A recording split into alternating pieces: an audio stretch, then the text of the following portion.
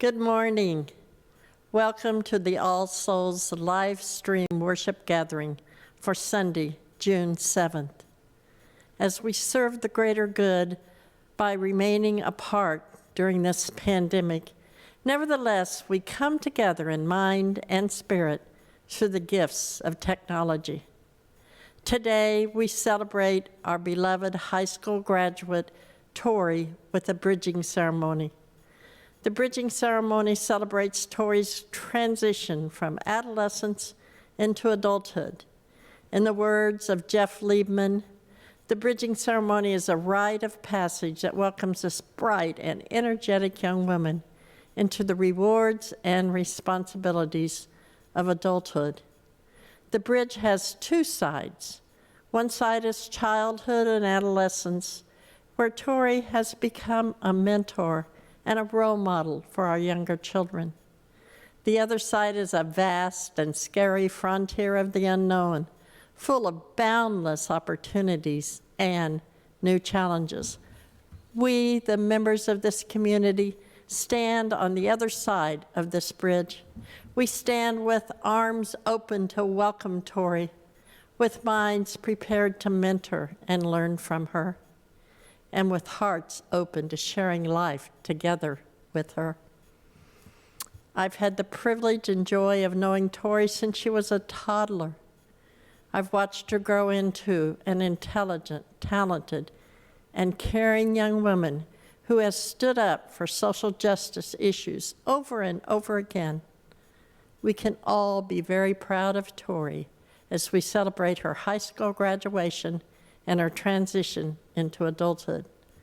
Tori, we applaud you for who you have been, for who you are now, for who you will become as we celebrate this bridging ceremony with you. I light this chalice in gratitude for Tori and for all the children and youth who bring such love and joy into our All Souls community.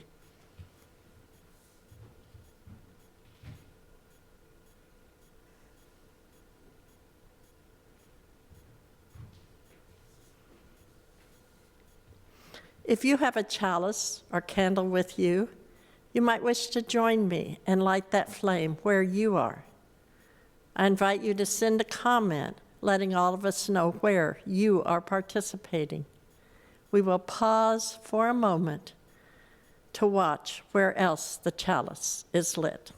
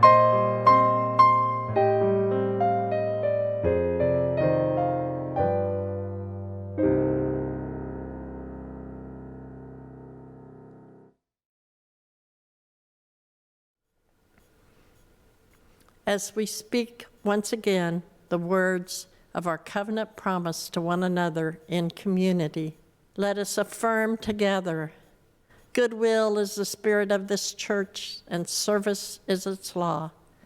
This is our great covenant, to dwell together in peace, to seek the truth in love, and to help one another. Now let us join together in singing one of Tori's favorite hymns, Bluebell.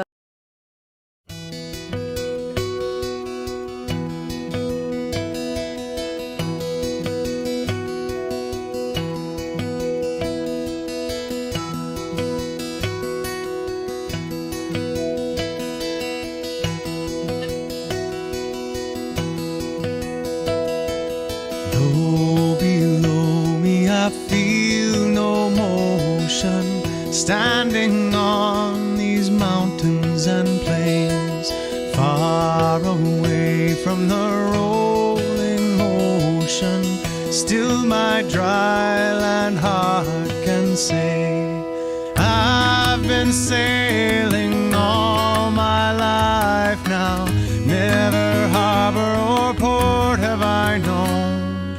The wide universe is the ocean I travel, and the earth is my blue boat home.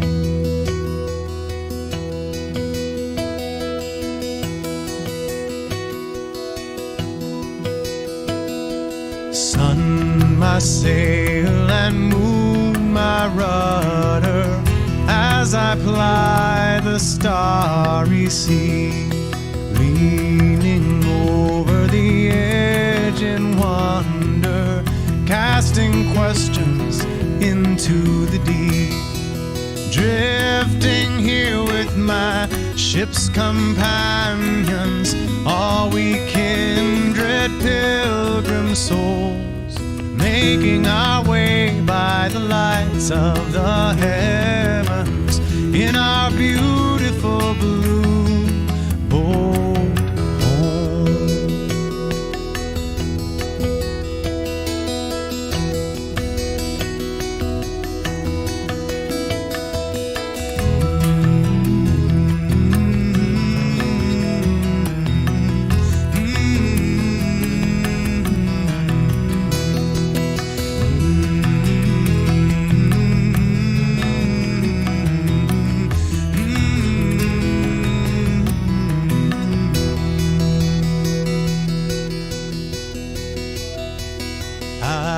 Give thanks to the waves upholding me, hail the great winds urging me on, greet the infinite sea before me, sing the sky my sailor's song.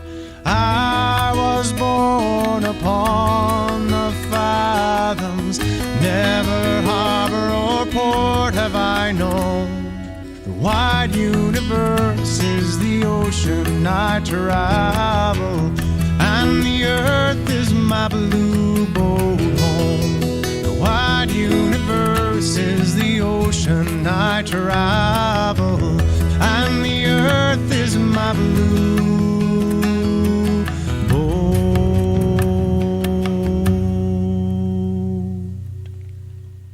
home.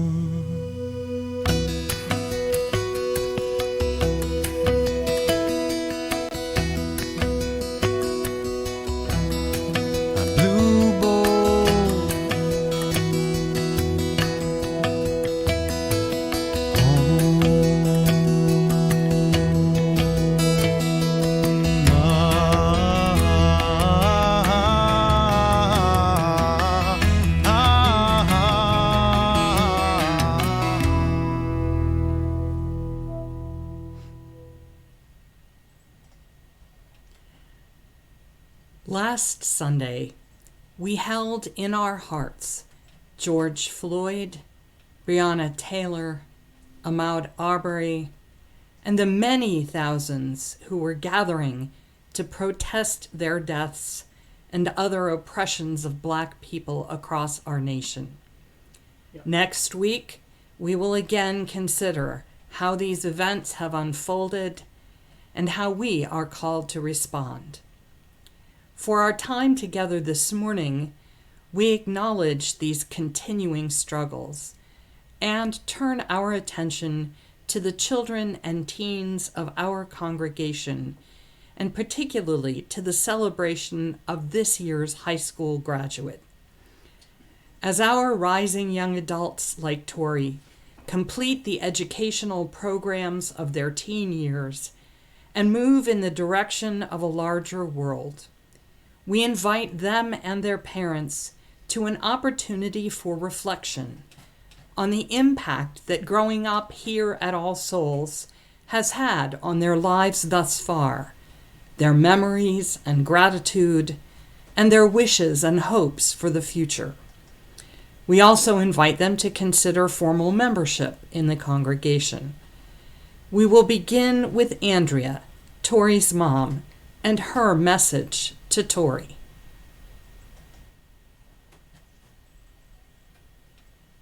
When Tori was a little over a year old, I began looking for a church in which to raise her.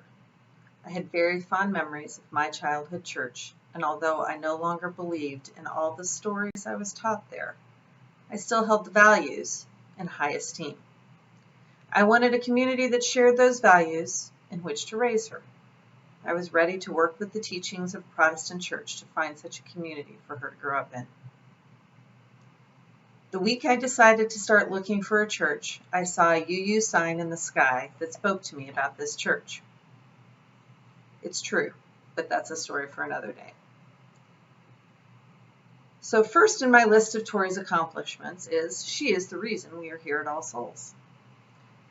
Not long after joining, I started looking for a volunteer activity that we could do together. We started delivering Meals on Wheels on Tuesdays. Jennifer customized a route for us, finding folks that would really enjoy having a little one bring their meal.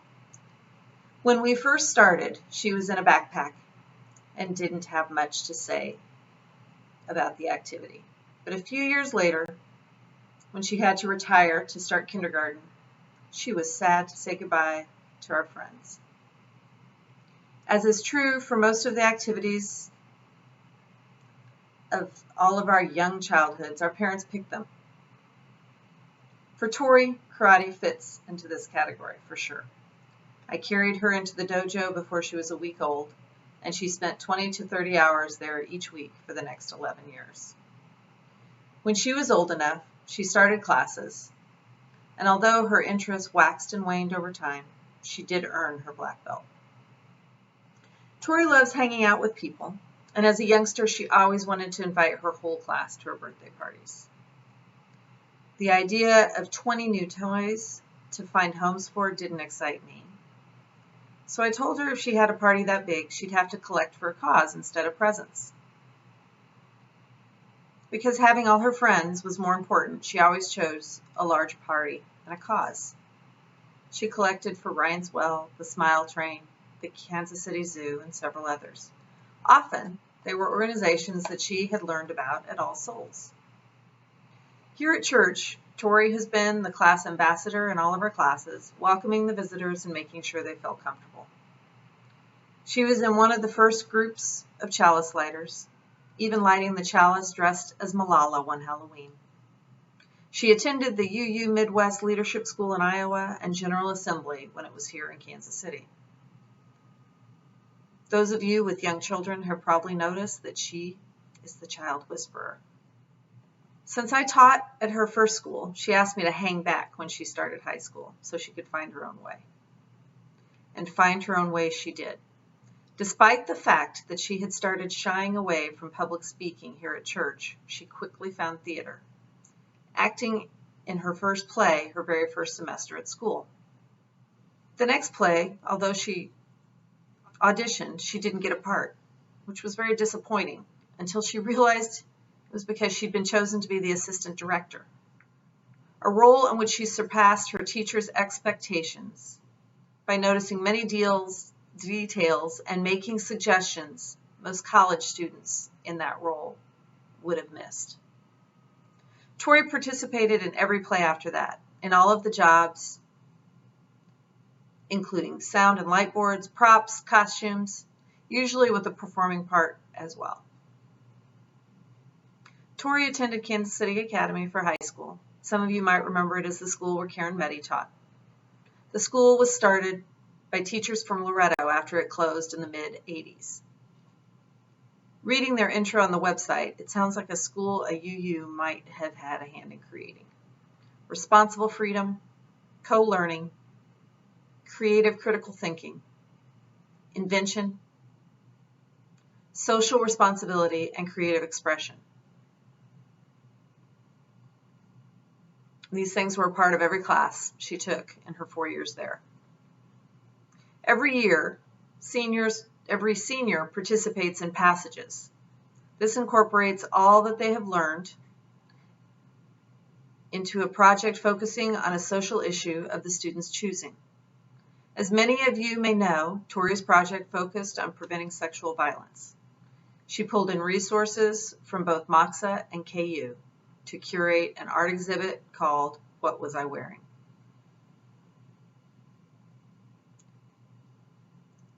She did that exhibit at the All Souls lobby, and she spoke the next day at the forum. Tori's life to this end has been bookended by challenges. She was 3 weeks old on 9/11. Not that she remembers it, of course, but she is very aware of the event and of the cultural change it precipitated.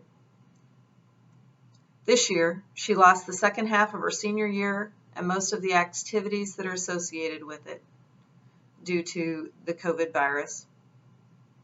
On top of that, she's had 3 deaths in her family. The first was her stepmother's father. The same day she was told of his death, she learned that her dad's father was found in his home in Gladstone, having suffered an aneurysm several days earlier. Due to COVID-related restrictions, she was one of only 2 who were allowed to visit him. So besides her own thoughts and emotions during those visits, she also facilitated video calls for his 2 sons. She bore the privilege and the weight of witnessing their final goodbyes via FaceTime. Her dad and uncle, both living out of state in hotspots, were not allowed to visit. And most recently, her grandmother, my mother, died. Tori, who was unwilling to go to the dentist for a filling because of possible exposure to COVID, found her courage and walked into a COVID ICU, donned in a thin plastic gown, gloves, 2 layered masks, and a visor to say her final goodbyes to her dear Nana. And then recognizing that we had the privilege and good fortune that would allow us to, she willingly self-quarantined for 14 days, just in case we had become infected by this vicious disease. And on day 11 of our self-quarantine, George Floyd lost his life to a disease even more vicious than COVID. And while we were safe in our little bubble, an uprising began. One of the first things Tori did once we were out of quarantine was to go get our favorite coffee. I did mention she's a UU, right? Shortly after she left, I got a text. I stopped to look at the plaza damage. And then I got a picture. And then another. And then I got a phone call. Do you know how big of a deal it has to be to warrant an actual phone call? Mom, I've got to come back later for the protest. I can't call myself a UU if I don't. She came home and we made a safety plan. She packed a bag with everything she might need, including a baking soda mixture to neutralize tear gas if needed. She found a protest buddy and I dropped her off. She was saddened, motivated, and inspired by what she saw and experienced at the protest. She added her voice. And when she was ready to leave, she walked up the hill to our prearranged safe meeting place, the peaceful, shaded patio of our beloved building. Tori is kind and caring. She is a mediator and an ambassador and a child whisperer. She is an artist, she is an actor, and she is an empath. Empaths feel deeply the pain of others, and this can cause stress and anxiety that can break a person. Or when they have the support and understanding from like-minded communities like All Souls and Kansas City Academy, it can create a young adult like Tori. Someone that gives you hope for the future. Tori, whatever you choose to do, I know you will do it with kindness, love, and passion. And you can be proud of that. I know I am.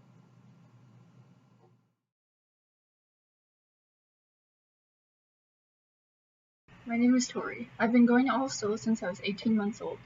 One of my first memories is putting paint on my feet during Harry Potter camp to paint the parking lot crosswalk, then being put into a wheelbarrow to get to the next part. If you're newer to the All Souls community, you might not have seen it because the paint is very faded now. All Souls has helped me get many great opportunities, like going to Heber International, Boston, Leadership School, and General Assembly. At Leadership School and General Assembly, I met so many amazing new youths from across the country. I still talk to a lot of them because we share such a close connection from these experiences. Having been raised in the UU Church, I couldn't just stand by after seeing everything happening with the Black Lives Matter movement. I went to the protest on Sunday and saw some friends and family at the protest. I walked with the protesters and chanted. Even though I left as things started to turn ugly, I feel as though I did everything that I could. Also, having been raised in the UU Church, I was lucky enough to not have had a religious stigma hanging over my head about being in the LGBT community. I'm so thankful that at All Souls you can be who you are and love who you love without judgment. This month is Pride Month, but sadly, the KC Pride Festival got moved into October because of COVID-19. But I'm still proud of who I am. Since the Black Lives Matter movement has continued valiantly into the month of June, this year many people are using this month to appreciate Black LGBT Pride specifically. If you didn't know, the first Pride Parade was a riot led by a Black trans woman by the name of Marsha P. Johnson. Having grown up at All Souls, I have been raised to think before I speak, use kindness instead of violence, and respect everyone for who they are, no matter their race, gender identity, sexual orientation, or any other reason that people think is okay to be rude. I'd like to say thank you to everyone at All Souls for helping me grow into who I am today. I'd especially like to thank my COA mentor, Sharon Cassidy, for going above and beyond what is asked of her.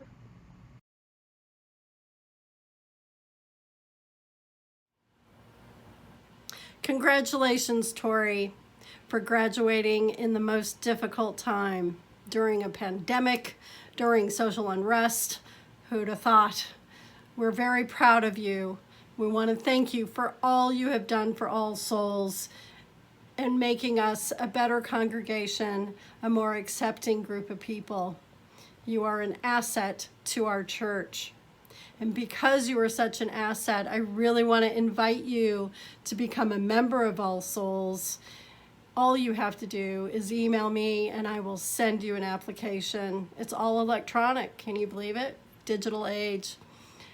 This invite also goes out to all of our young rising adults, age 14 and older. If you want to become a member, just let me know. Email me, membershipallsouls@gmail.com, and we'll get you set up. Again, Tori, congratulations. You did it. You are an inspiration. Keep going, keep doing, keep being.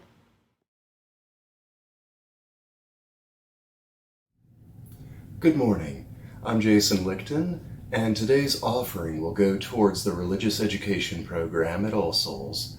Now, as a participant and a member of this program, I cannot say enough good things about this program.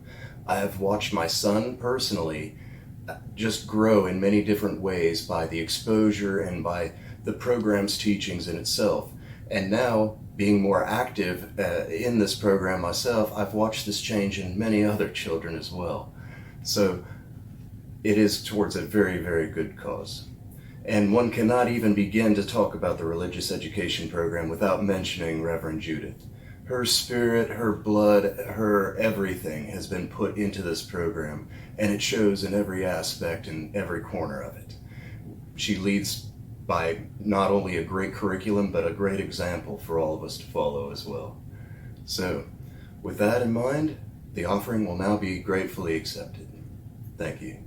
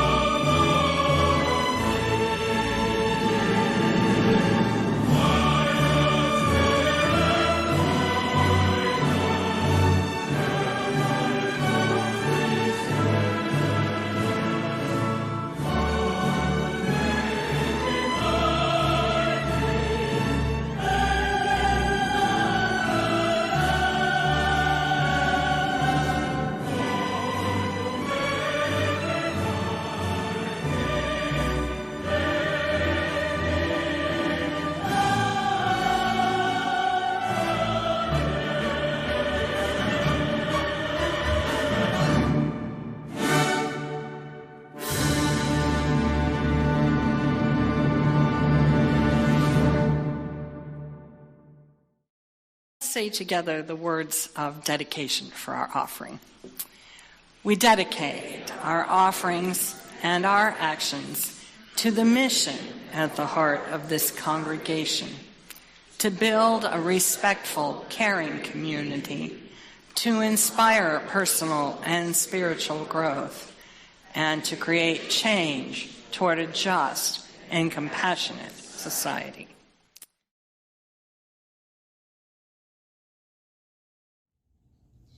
Hey Tori, it's Rose, and the question was, what does living your best life mean to you?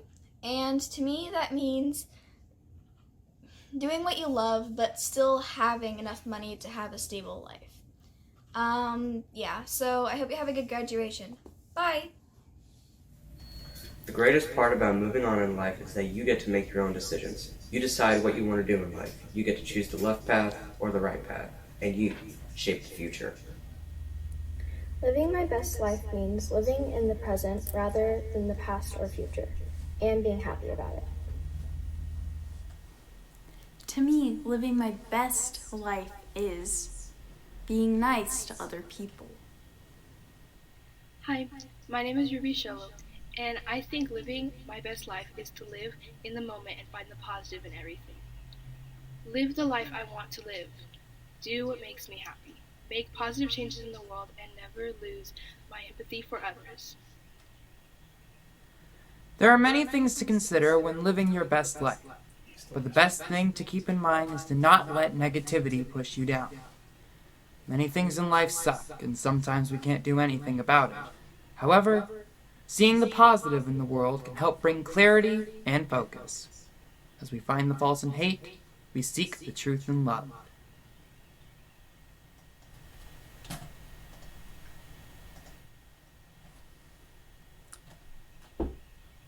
In the year before it became enough just to survive the coronavirus, it was starting to seem like everyone with any kind of public platform was calling for us all to live our best lives, or at least to admire them living their best lives. From the positivity boosterism of Oprah to Cardi B's frank celebration of material success in the face of adversity, to Instagram posts featuring kale smoothies and other exotic breakfast foods, there were numerous interpretations of what your best life was supposed to mean. Some people understood it as a millennial claim that success was not a one-size-fits-all goal, and one person's best life would not be at all the same as another's. Fair enough. Some found it a tiresome exaltation of privilege, celebrating the ability of those with financial or cultural resources to get what they want, a justification for inequality. Others heard it as advocating the commitment to do things that are good for you. See kale smoothies above. In the expectation of long-term benefits rather than immediate gratification. Still others took it to mean resisting the inertia and social pressures of unsatisfying jobs, relationships, or identities by breaking free of other people's expectations. I will acknowledge that when I first began to hear the phrase, I considered it an intrusion into my professional specialty. After all, my clergy colleagues and I are supposed to be the experts on what it means to lead a good life, to live well, right? We have our own differences of opinion among us, not surprisingly. It's not an easy question. And it might help to remember that it is not, apart from the hashtag feature, a recent one. In fact, it is quite old, all the way back to the beginnings of the Western intellectual tradition among the classic Greek philosophers. Probably it's older than that, but they get a lot of the credit because they started writing these things down. People like Socrates and Plato, and especially the Stoics and the Epicureans, were very interested in how they might live their best lives, and what advice they should give to other people who also wanted to know how to do that, but had less time to think it through. The Stoic philosophers like Zeno of Citium and the later Roman Seneca had many interesting ideas about how to live one's best life, but their writing is sometimes a bit pompous or tedious. So to help us out with this, I have taken a suggestion from an article by Patrick Herring, in which he argues that many of the Stoic ideas about your best life are illustrated in Frances Hodgson Burnett's turn of the 20th century children's book, A Little Princess. Those of you for whom it may have been a while since you last encountered this tale might like to be reminded that it follows the adventures of Sarah Crewe, at first a well-funded and favored student at Miss Minchin's English boarding school. But after her father's death in India, Sarah's wealth disappears, and she becomes an impoverished and neglected servant in the same establishment. Throughout the story, Burnett shows us Sarah's thinking as she reflects on how to respond to these events and arrives at her own version of the Stoic principles for living her best life.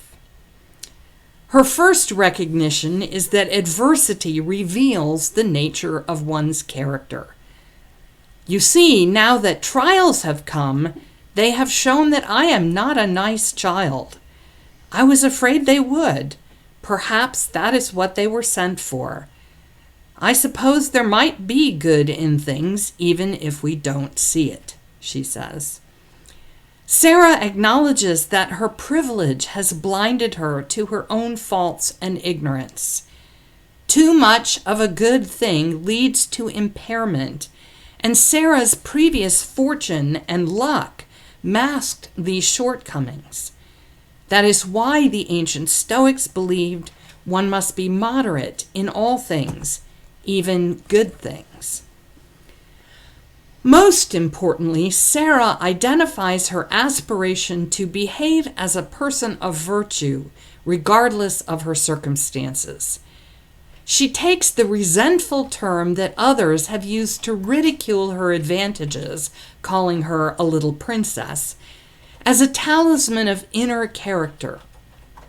Whatever comes, she thinks, cannot alter one thing.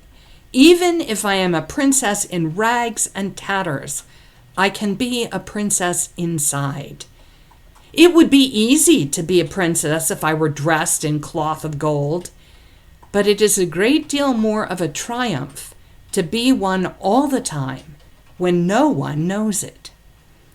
This is the principle established by the Roman Stoic philosopher Epictetus, who was himself both crippled and enslaved, when he stated, "Attach yourself to what is spiritually superior, regardless of what other people think or do. Hold to your true aspirations, no matter what is going on around you."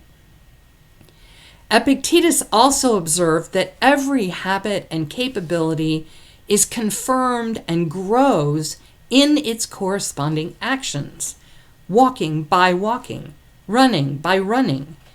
Therefore, if you want to do something, make a habit of it. Sarah's practice of acting as she imagines her ideal of a princess would do is put to the test in the book's most poignant scene. On a rainy winter day, Sarah walks freezing, dirty, wet, and hungry, and dreams of finding some loose change on the ground to perhaps buy some food. Miraculously, she stumbles upon a tiny coin by the gutter, pressed firmly into the wet mud. Her mouth waters as she smells the fresh bread from a nearby bakery. As she walks toward the warm, inviting bakery, she glimpses a tiny figure bundled in rags, attempting to cover up from the gusting winds, crouching on the side of the building. Clutching the coin in her numb, cold hands, she asks the other child, "Are you hungry?" The young homeless girl mumbles that she hasn't eaten all day. Sarah then imagines her epitome of the ideal person, the sage, as the Stoics would have said, in her mind, the princess. What would a princess do? She tosses the thought around in her mind. If I'm a princess, when they were poor and driven from their thrones, they always shared with the populace. If they met one poorer and hungrier than themselves, they always shared. Sarah holds this ideal of a princess as the ultimate virtuous being. And it doesn't matter if it's an exaggeration or pure imagination. It is not a real, particular princess that she conjures, but it is her tool for reasoning, the measure for discerning her best life. Sarah tells the child to wait and opens the door of the bakery. "If you please," said Sarah, "have you lost fourpence, a silver fourpence?" And she held the forlorn little piece of money out to the baker woman. The woman looked at it and then at her intense little face and draggled, once fine clothes. "Bless us, no," she answered. "Did you find it?" "Yes," said Sarah, "in the gutter." "Keep it then," said the woman. "It may have been there for a week, and goodness knows who lost it. You could never find out." "I know that," said Sarah, "but I thought I would ask you." "Not many would," said the woman, looking puzzled and interested and good-natured all at once. "Do you want to buy something?" she added as she saw Sarah glance at the buns. "4 buns, if you please," said Sarah, "those at a penny each." The woman went to the window and put some into a paper bag. Sarah noticed that she put in 6. "I said 4, if you please," she explained. "I only have 4 pence." I'll throw in 2 for make weight, said the woman with her good-natured look. I dare say you can eat them sometime. Aren't you hungry? A mist rose before Sarah's eyes. Yes, she answered, I am very hungry, and I am much obliged to you for your kindness, and she was going to add, there is a child outside who is hungrier than I am, but just at that moment 2 or 3 customers came in at once, and each one seemed in a hurry, so she could only thank the baker and go out. The beggar girl was still huddled up in the corner of the step. Sarah opened the paper bag and took out one of the hot buns, which had already warmed her own cold hands a little. See, she said, putting the bun in the ragged lap, this is nice and hot. Eat it, and you will not feel so hungry. Sarah took out 3 more buns and put them down. She is hungrier than I am. She is starving. But her hand trembled as she put down the 4th bun. I'm not starving, she said to herself, and she put down the 5th. Goodbye, said Sarah. At that moment, the baker woman looked out of her shop window. Well, I never, she exclaimed, if that young'un hasn't given her buns to a beggar child. And it wasn't because she didn't want them either. Well, she looked hungry enough. I'd give something to know what she did it for. She went to the door and spoke to the beggar child. Who gave you those buns? She asked her. The child nodded her head towards Sarah's vanishing figure. What did she say? Inquired the woman. Asked me if I was hungry, replied the hoarse voice. What did you say? Said I was just. And then she came in and got the buns and gave them to you, did she? The child nodded. How many? 5. The woman thought it over. Left just 1 for herself, she said in a low voice, and she could have eaten the whole 6. I saw it in her eyes. She looked after the little draggled faraway figure and felt more disturbed in her usually comfortable mind than she had felt for many a day. She turned to the child. Are you hungry yet? She said. I'm allus hungry, was the answer, but 'tain't as bad as 'twas. Come in here, said the woman, and she held open the shop door. In the comforting nature of children's literature, Sarah's fortunes are restored by the end of the book, and although her grief for her father is not alleviated by his magical reappearance, she gains protectors and has the opportunity to treat the protestations of her former tormentors at Miss Minchin's with politely dismissive contempt. It would not be unfair, as the curtain falls on Sarah, to say that she is living her best life, but it would also be accurate to observe that it is a better life, both in character and in depth of meaning, than it would have been had she not experienced what she called the trials. By practicing behaving as her conception of a noble person, a princess, in adversity, she has become more deeply and dependably noble in any circumstances. And this, as both Seneca and Francis Burnett would have affirmed, is the actual key to living one's best life. The Stoics enumerated 4 classic virtues, which, if consciously practiced, as Sarah demonstrates, give rise to the best lives of which we are capable as human beings. Those virtues are wisdom, justice, courage, and self-awareness. We are all conscious these days of the importance of vaccines, and that their benefits go beyond preventing disease just in inoculated individuals, but if widely distributed, also confer what is known as herd immunity, so that a disease cannot spread across a population even when a certain of their number have not received the vaccine. I want to suggest to you this morning that the concept of vaccines has a more than medical and scientific significance. I want to propose that there is such a thing as ethical vaccination and moral herd immunity.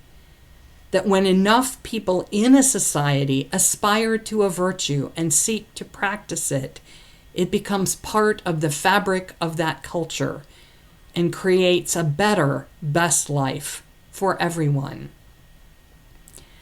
As 21st century America is once again shaken by spasms produced by the chronic systemic infection of racism, we struggle to realize more fully that no one can live their best life at the expense of degradation and suffering for others. Wisdom tells us that such a system is inherently unstable and will always have to be artificially sustained.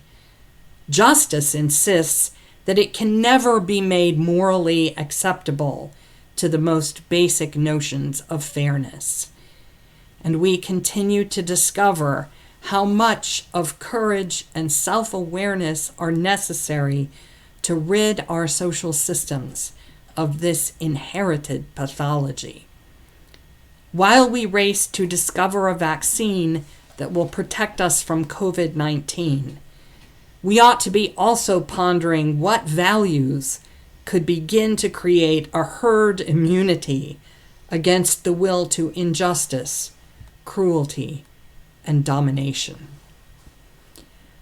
We could do worse than to start again with those Stoic values, so simple that even a child like Sarah Crew could understand and practice them, so enduring that a lifetime of aspiration cannot exhaust their summons to our better, best life. They are famous for advocating moderation, those Stoics, much as our own teens have suggested. Live happily in the present moment and do what you love, recognizing that there may be negatives you can't do anything about except to maintain your own clarity, focus, and positive attitude. Choose your own path and shape the future you seek. But in the process, don't lose your empathy. Be nice to others and make positive change. Choose truth and love over falsehood and hate. It sounds to me like we have succeeded in inoculating the children of this community against the toxic notion that their best lives could be lived in separation from others who suffer exploitation, violence, and despair. For the truth is that our best lives are a function of the nobility of our character, and that, in turn, is a function of our connection and mutuality. Just as Sarah's aspiration to be a princess would not let her leave the beggar child unfed, we must recognize that no one can live their best life without the resources for dignity and stability being available to all. 2,500 years ago, those old Greeks invited us to unpack in our lives the values of wisdom, justice, courage, and self-knowledge. And still we continue to wander bemused in search of what it means to be living your best life. As we send Tori and all the other graduates of this pandemic season forth to their next chapters, let us renew the vision that one of our early humanist ministers and poets, Jacob Trapp, offered of the world that he hoped might come to pass for future generations. Aims magnificent and holy, he conjured, making joy and labor friend. Worlds of health and human good, worlds of commerce, worlds of science, all made one and understood. A world in which we all might be living our best lives together. And so, let us sing.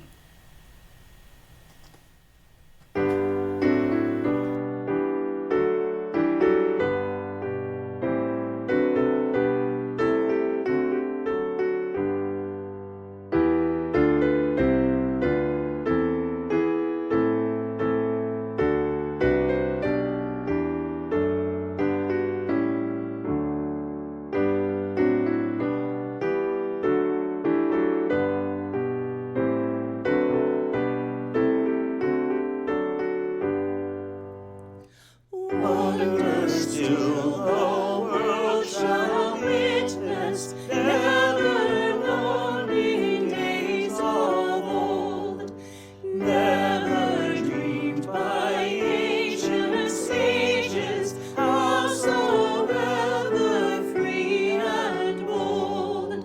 Sons and daughters shall inherit wondrous earths to us unknown. When the dawn of peace with splendor over all the world has thrown, they shall rule with winged freedom, worlds of health and human good, worlds of commerce, worlds of science, all made one and understood. They shall know a world transfigured, which our eyes but dimly see. They shall make its towns and woodlands beautiful from sea to sea. For a spirit then shall move them, we but vaguely apprehend. Aims magnificent and holy, making joy and labor friend. Then shall illuminate song and fragrance, harmony of thought and deed, fruits of peace and love and justice, where today we plant the seed.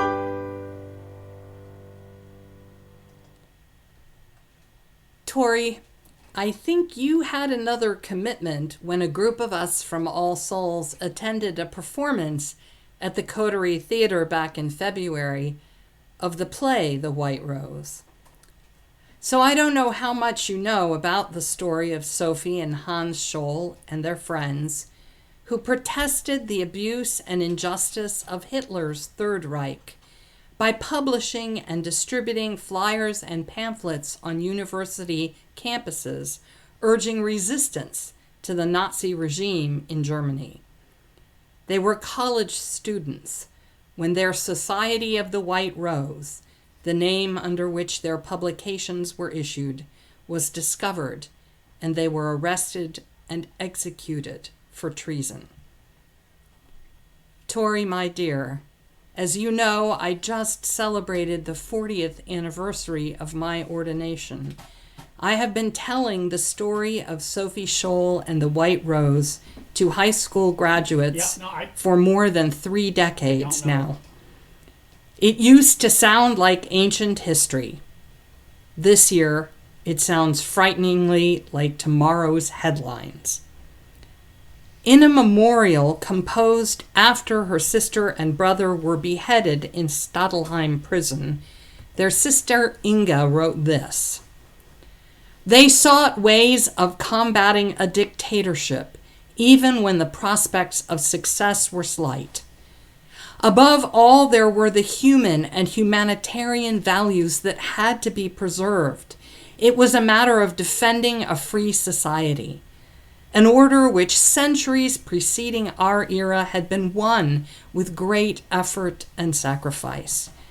It was a matter of putting up a defense against the imminent threat of a new barbarism, against the legalization of genocide, and against the elitist doctrine of the race and the state.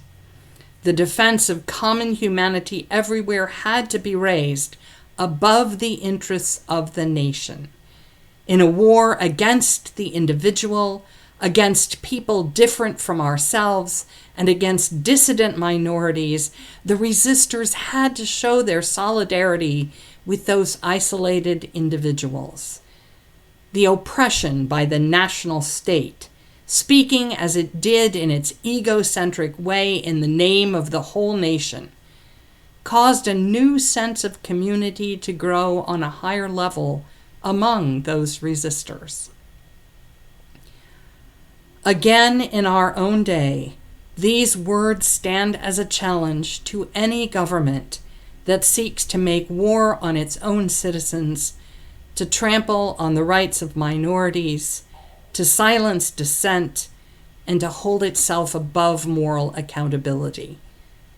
Today, you, Tory, declare yourself to be, as we have taught you to be, the author of your own thoughtful convictions, nurtured by the heritage of our love and the human endeavor, but fundamentally free. My dear, there is so little we can promise you about the future. Not even that the day may not come, even soon, when the price of freedom and integrity would once again be life itself. On this day, I invite you to become an heir of the Society of the White Rose, to embrace with clarity and pride what you authentically believe, to follow fearlessly wherever reason and conscience lead you in the years to come, and to act with courage on your values as they call you to serve humanity and the highest good. I have presented you with a white rose and with a book that tells the story of Sophie and Hans Scholl and the Society of the White Rose that they organized. May the spirit that was in them and those who worked and died with them be in you also, that the white rose of human dignity, integrity, and freedom shall bloom in your life to be a sign and a blessing to all the world.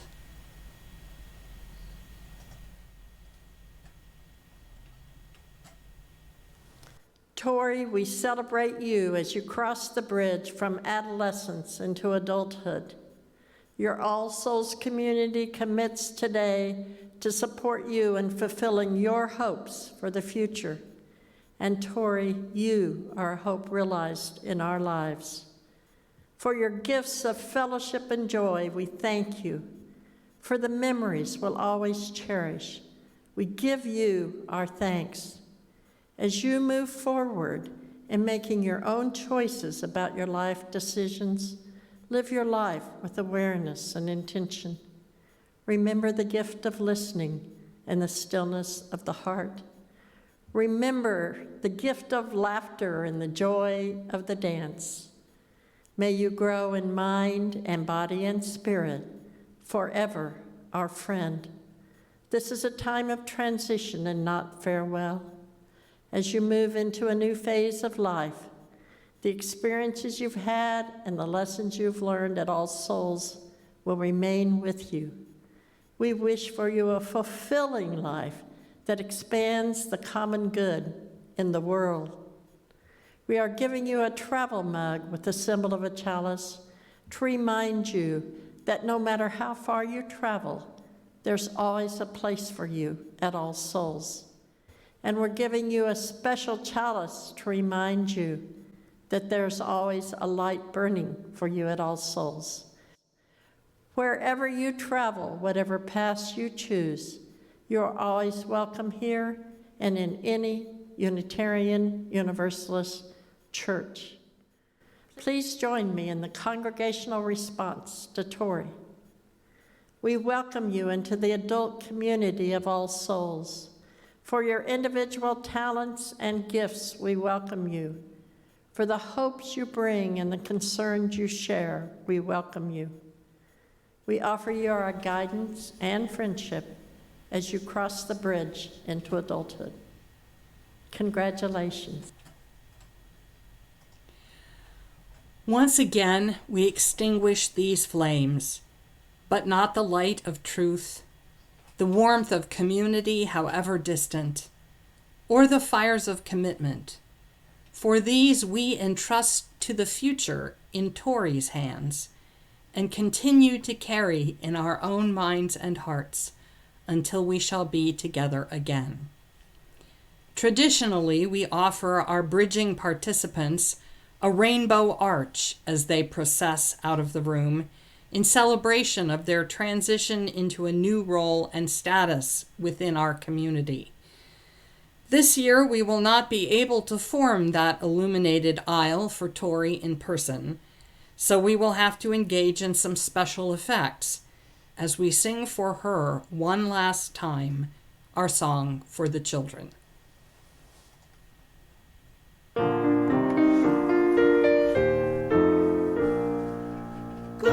now in peace, may love guide all your ways. Beauty be the blessing of your nights and days. Truth on your lips and kindness in your deeds. Faith to follow where the human spirit leads. Thank you for being part of our online worship today. We invite you now to take part in our virtual social hour by following the directions on the screen or connecting through our webpage. I hope you will join us next week when we will observe the celebration of Juneteenth as a cultural holiday in American history and consider our response to the recent protest uprisings and police reactions. We would be glad to see you there. And please, everybody, stay safe and be well this week.